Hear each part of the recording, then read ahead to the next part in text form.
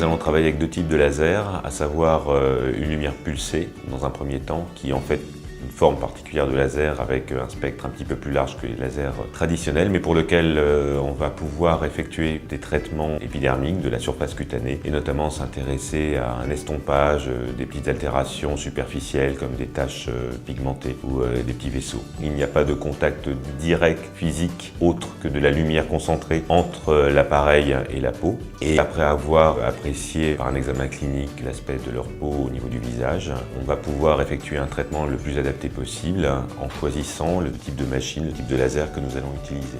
Le bénéfice qu'une patiente peut attendre après les soins dépend bien évidemment de la raison pour laquelle on la voit. Si on a une atteinte plutôt épidermique avec des taches pigmentaires, on va chercher à les estomper et on peut également travailler sur le micro-relief cutané. On prescrit très souvent une crème de soin après les traitements par laser, simplement parce que la plupart reposent sur un effet thermique. Et comme cet effet thermique entraîne des rougeurs réactionnelles, on prescrit bien sûr à ce moment-là une crème apaisante anti-rougeur, comme par exemple la crème Sebelia.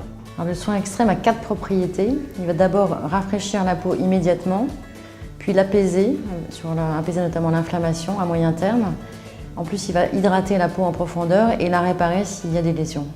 Parce qu'après certains lasers, comme les lasers fractionnés, ablatifs ou non ablatifs d'ailleurs, après les radiofréquences, il y a un échauffement intense de la peau avec une déshydratation majeure et donc la peau a besoin d'être à la fois apaisée et réhydratée. On a 4 principes actifs. Un premier qui est un extrait de cactus qui a un effet qu'on appelle cooling, c'est-à-dire rafraîchissant. On a aussi un neuropeptide qui va moduler l'inflammation et donc réduire les problèmes de rougeur, de chaleur, de brûlure. On a aussi un précurseur d'urée qui est un extrait de salicorne. Et enfin notre peptide breveté avec le CNRS pour réparer la peau en cas de lésion. Le soin extrême, il va s'appliquer immédiatement après l'intervention pour avoir justement cet effet sur la température cutanée. Et après, à la maison, aussi souvent que nécessaire, s'il faut 2, 3, 4 fois par jour. Il faut préparer la peau avant l'intervention. À ce moment-là, pendant 8 jours, à raison de 3 fois par jour, on va appliquer le soin à l'endroit où la peau va être traitée. Et ça va permettre de diminuer l'inflammation en préparation de la peau.